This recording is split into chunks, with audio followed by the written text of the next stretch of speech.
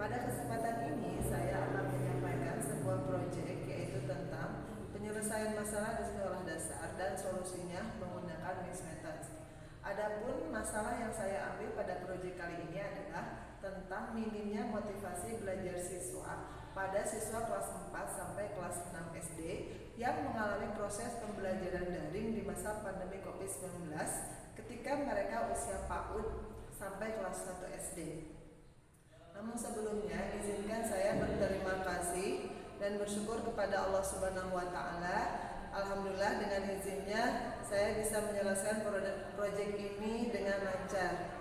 Yang kedua, izinkan saya berterima kasih kepada dosen pengampu, yaitu yang pertama Ibu Profesor Dr. Hajah Eis Eti Rohaiti MPD, yang kedua Ibu Dr. Rian Dwi Puspita MPD, dan juga tidak lupa saya berterima kasih kepada semua rekan-rekan mahasiswa S2 Pendidikan Dasar tahun 2025-2026 yang telah mensupport saya untuk menyelesaikan proyek ini.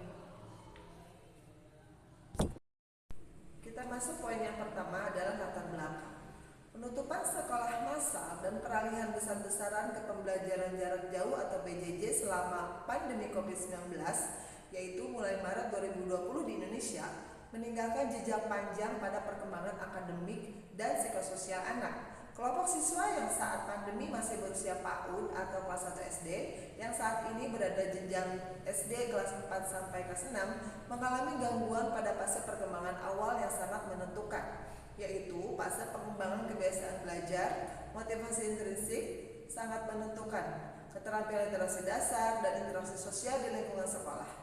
Karena pada usia dini, kualitas simulasi, interaksi tahap tatap muka dengan guru, dan rutinitas belajar sangat menentukan. Interupsi pembelajaran dan terbatasnya akses ke lingkungan belajar berkualitas berpotensi menurunkan minat dan motivasi belajar jangka menengah.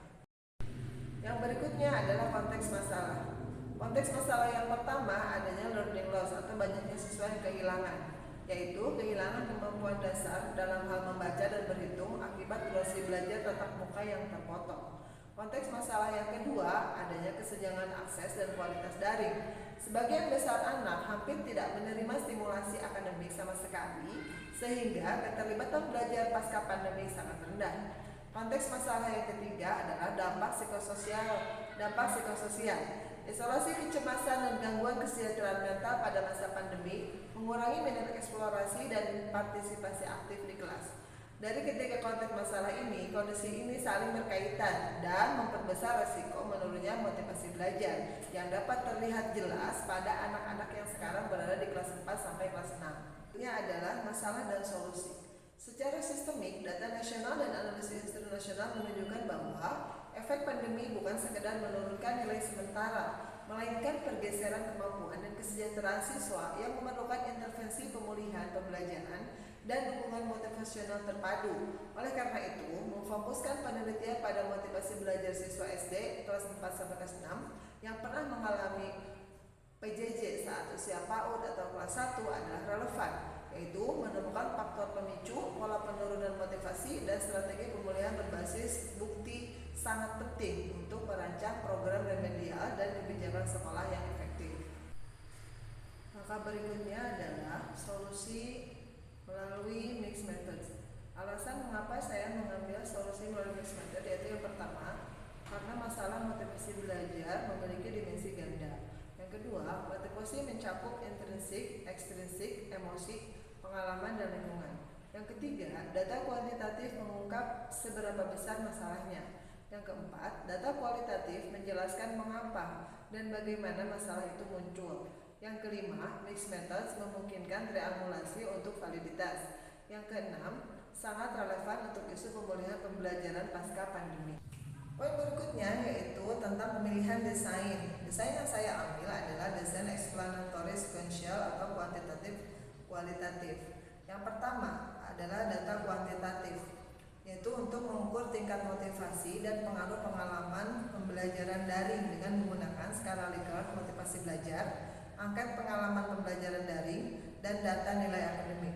Yang selanjutnya yaitu data kualitatif, yaitu melakukan wawancara atau observasi untuk menjelaskan lebih dalam hasil kuantitatif, yaitu dengan metode wawancara siswa, wawancara wali kelas, FGD dengan orang tua, dan observasi kelas. Yang ketiga adalah integrasi dari dua data, yaitu menggabungkan hasil kuantitatif dan kualitatif untuk menghasilkan satu, pemetaan masalah motivasi yang akurat, kedua, akar permasalahan yang jelas, yang ketiga, rekomendasi solusi berbasis data. Berikutnya yaitu tentang pertanyaan penelitian singkat. Yang pertama untuk data kuantitatif. 1.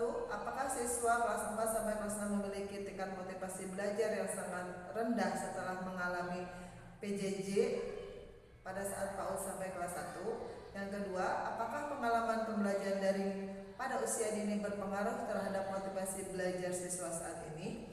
Yang ketiga, apakah rendahnya motivasi belajar siswa berpengaruh terhadap hasil belajar siswa pada mata pelajaran inti? Yang keempat, apakah lingkungan belajar di rumah berpengaruh terhadap motivasi belajar siswa? Yang kelima, apakah penerapan metode pembelajaran aktif di kelas dapat meningkatkan motivasi belajar siswa kelas 4 sampai kelas 6? Yang berikutnya adalah data kualitatif. Yang pertama, bagaimana siswa memaknai pengalaman pembelajaran daring saat PAUD sampai kelas 1 SD dan dampaknya terhadap kebiasaan belajar mereka sekarang. Yang kedua, bagaimana bentuk rendahnya motivasi belajar yang ditunjukkan siswa di kelas menurut pengamatan guru. Yang ketiga, bagaimana guru menjelaskan penyebab utama rendahnya motivasi belajar siswa pasca pembelajaran siswa. Yang keempat, bagaimana peran dan dukungan orang tua di rumah berpengaruh terhadap motivasi belajar siswa. Yang kelima, bagaimana siswa merespons strategi pembelajaran aktif yang diberikan guru untuk meningkatkan motivasi belajar mereka. Baik, berikutnya adalah prosedur pengumpulan data. Yang pertama adalah data kuantitatif. 1. Skor motivasi belajar siswa. Yang kedua adalah data hasil belajar siswa. Yang ketiga, skor pengalaman belajar daring di masa PAUD sampai kelas 1. Yang keempat, data dukungan lingkungan belajar. Yang kelima, skor persepsi respons terhadap metode pembelajaran aktif. Yang kedua adalah pengumpulan data kualitatif dilakukan dengan cara yang pertama wawancara mendalam, yang kedua observasi kelas, yang ketiga dokumentasi, dan yang keempat adalah anecdote record atau catatan. Berikutnya adalah urutan penelitian dengan explanatory sequential design. Tahap 1 yaitu pengumpulan data kuantitatif. 1. Menyusun angket motivasi belajar dan faktor pendukung. Yang kedua, mengumpulkan data hasil belajar. Yang ketiga, menyebarkan angket ke seluruh siswa kelas 4 sampai kelas 6. Yang keempat, menganalisis data kuantitatif. Yang kelima yaitu mengidentifikasi kelompok siswa dengan motivasi sangat rendah, sedang, dan tinggi. Tahap kedua yaitu pengumpulan data kualitatif. 1. Menentukan wawancara dengan guru, siswa, dan orang tua. Yang kedua, melaksanakan observasi kelas untuk melihat perilaku motivasi secara nyata.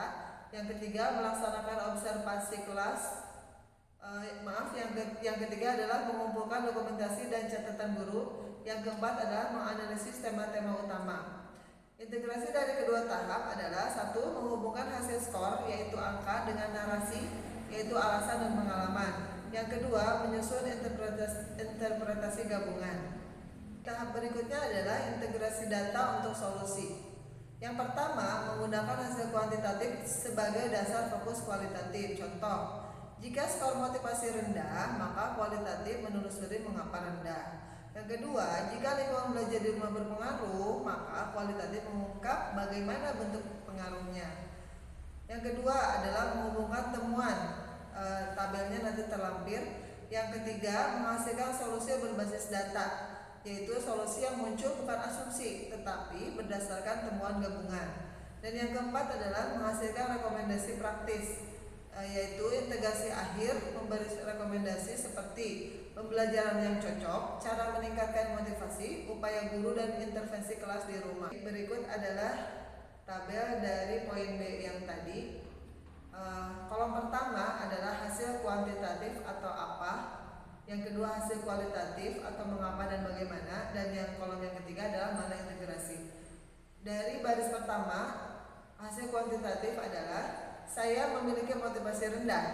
Hasil kualitatifnya, saya belum belajar, kurang pendampingan, keterpaparan gadget yang tinggi. Lalu mana integrasinya? Dampak pembelajaran daring masih terasa dan butuh intervensi. Baris kedua, metode aktif meningkatkan motivasi. Pada kualitatif, siswa lebih antusias saat games atau proyek. Hasil integrasinya adalah metode aktif bisa jadi solusi praktis. Di baris ketiga, hasil kuantitatifnya adalah hasil belajar menurun. Hasil kualitatif, siswa cepat bosan, kurang percaya diri. Dan mana integrasinya adalah motivasi rendah berhubungan langsung dengan hasil akademik. Maka selanjutnya adalah solusi berdasarkan integrasi. Pertama, data kuantitatif menunjukkan apa masalahnya. Contoh temuan. 1. Skor motivasi siswa berada pada kategori rendah hingga sedang. Yang kedua, ada korelasi positif antara motivasi belajar dengan hasil belajar. Yang ketiga, siswa yang memiliki dukungan belajar di rumah lebih baik memiliki motivasi lebih tinggi. Yang keempat, pengalaman belajar daring saat PAUD sampai kelas 1 berkaitan dengan rendahnya fokus, kemandirian, dan minat belajar. Solusi berdasarkan integrasi berikutnya adalah data kualitatif menjelaskan mengapa masalah itu terjadi, yaitu wawancara guru dan orang tua mengungkap bahwa yang pertama, siswa kurang terbiasa belajar sendiri karena saat daring, sebagian besar waktu dihabiskan untuk bermain gadget. Yang kedua, banyak siswa yang tidak memiliki pengalaman belajar terstruktur saat usia dini. Yang ketiga, guru mengamati siswa cepat bosan, sulit fokus, dan kurang percaya diri. Yang keempat, orang tua mengakui kurang mendampingi anak saat daring. Yang kelima, siswa lebih semangat jika kegiatan seru, bergerak, atau berkelompok. Solusi berdasarkan integrasi yang berikutnya adalah tahap ketiga, yaitu integrasi menghasilkan pemahaman menyeluruh. Kombinasi dua temuan menunjukkan bahwa 1. Rendahnya motivasi tidak berdiri sendiri, tetapi merupakan dampak jangka panjang dari pengalaman belajar dari masa kecil. Kedua, fokus utama bukan hanya membenahi motivasi, tetapi juga kebiasaan belajar, regulasi diri, dan interaksi sosial. Yang ketiga, metode pembelajaran guru sangat berpengaruh pada daya tarik siswa. Artinya, akar masalah terletak pada kebiasaan belajar yang tidak terbentuk, pola interaksi yang kurang, serta kegiatan yang monoton dan kurang memotivasi. Baik, langkah berikutnya adalah rekomendasi. Dari kombinasi data, rekomendasi yang paling tepat untuk tingkat SD adalah pertama, gunakan metode pembelajaran aktif. Karena siswa menunjukkan peningkatan motivasi ketika melakukan 1. Permainan edukatif, kedua eksperimen sederhana, ketiga pembelajaran berbasis proyek, dan yang keempat diskusi kelompok kecil. Rekomendasi yang kedua adalah terapkan pembelajaran yang kreatif dan multimodel. Karena data kualitatif menunjukkan siswa mudah bosan, maka variasi harus meliputi 1. Visual, yaitu gambar, kartu, dan poster. Yang kedua, kinestetik, yaitu bergerak, eksplorasi benda. Yang ketiga, sosial atau berkelompok. Hal ini dapat mengatasi pola pasif yang terbentuk ketika mereka melakukan pembelajaran daring. Rekomendasi yang berikutnya yaitu ketiga, bangun kembali kebiasaan belajar.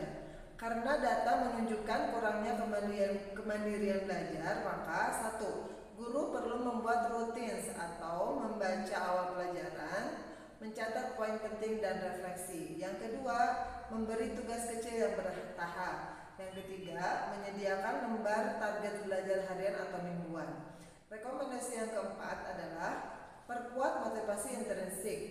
Angket kuantitatif mengungkap siswa kurang percaya diri, maka perlu 1. Pujian positif. Yang kedua, penilaian alternatif yaitu portofolio dan rubrik sederhana. Dan yang ketiga adalah memberikan kesempatan tampil dan mempresentasikan. Langkah berikutnya yaitu strategi penyelesaian.